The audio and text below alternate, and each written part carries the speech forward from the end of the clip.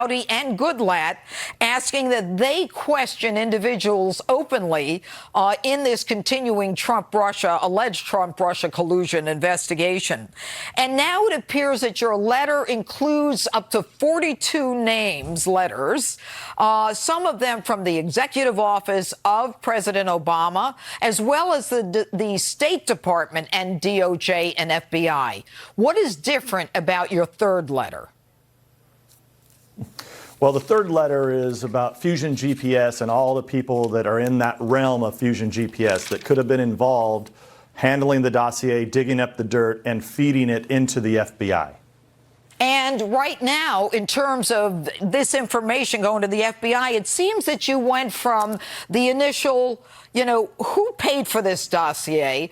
What was it all about? And you seem to have gotten answers to that. We know it was the DNC and Hillary Clinton, the Hillary Clinton campaign. But now the issue seems to be a little more fine-tuned. And that is, how did this dossier get from, the Clinton campaign and Steele to the FBI? Do you know what the answer to that is?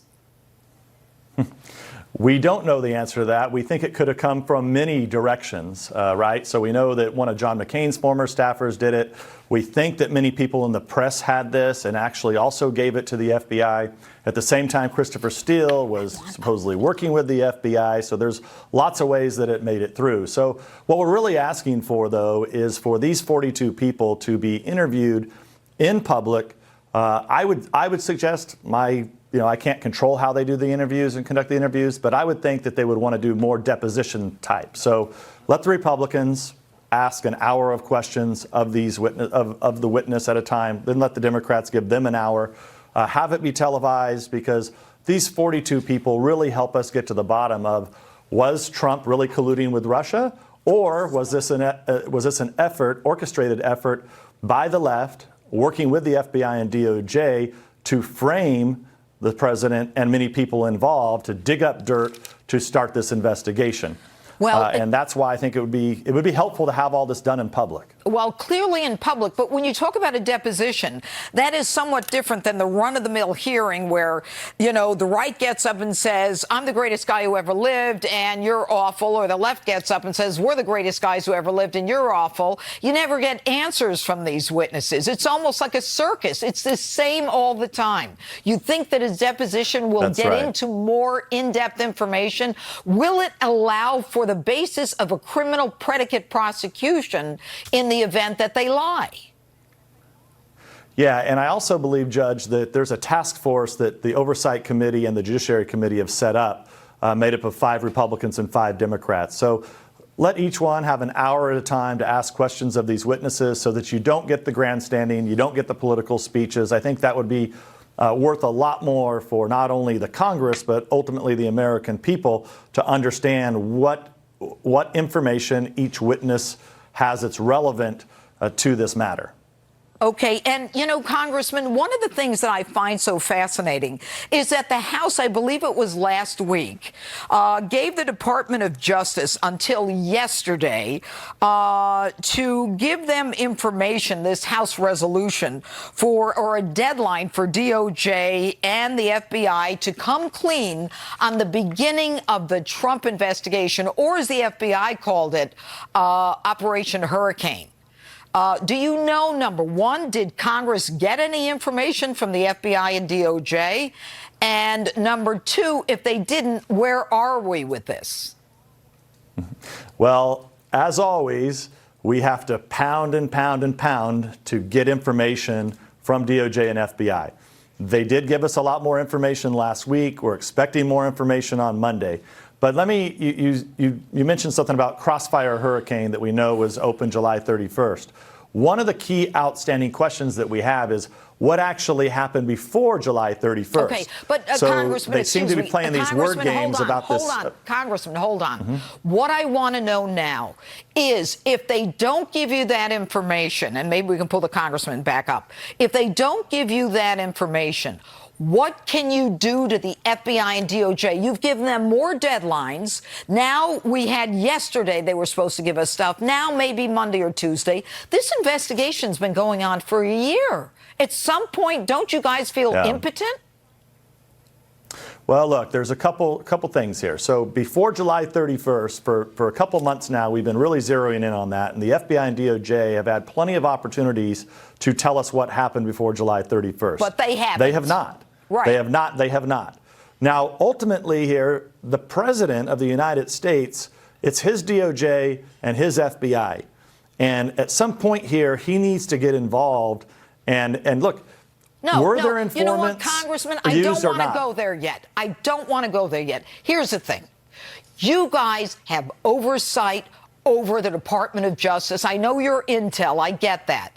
The American people have been watching this circus play out where you guys tell the DOJ and the FBI, we want these records. You then go through the charade, not you in particular, Congressman, of sending a letter and saying, we want this by Friday. You don't get it on Friday. Maybe we'll get it Monday or Tuesday.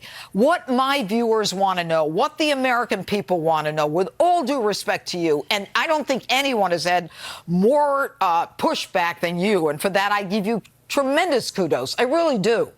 But it's almost as though Congress shouldn't even bother at this point. And we can talk about the president, but what do you have in terms of a sanction? Otherwise, you guys should be working on legislation.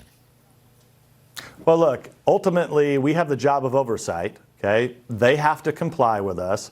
They've slowly complied. And look, part of what we've uncovered here, let's not forget, it's Congress that's helped help uncover the dossier, the dirt, who paid for it. It's just been, look, when people are trying to hide this, like the Democratic Party and the Clinton campaign were trying to hide in conjunction with the FBI and DOJ didn't want the American public to know any of this.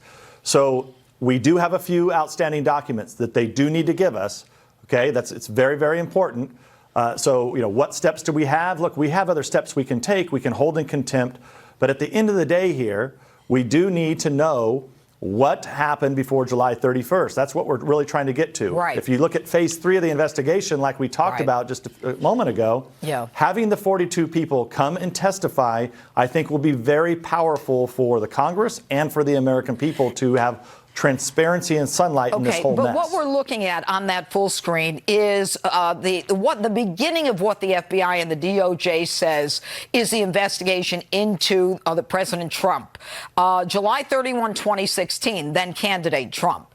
If FBI and DOJ, right where that middle line is, say that's when we began the investigation, and you now find out that a counterintelligence investigation was started against a presidential campaign a week after the guy gets a nomination to be Republican candidate for president, and in fact is before that, then we've got a counterintelligence at the level of a third world country.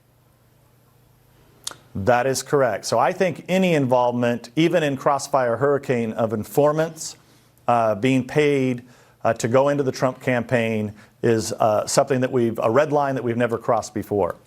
But what could be even worse is if there were informants that were being run into Trump and a Trump campaign and their associates before July 31st, which would be even worse. So this is why at the end of the day, we have to hold these hearings, we have to ask these questions, and ultimately, the President of the United States is going to have to declassify all this information so the American public knows exactly what the counterintelligence resources that we have in this country, what they were used for. Why do you think the president is not? Why step. do you think the president is not declassifying?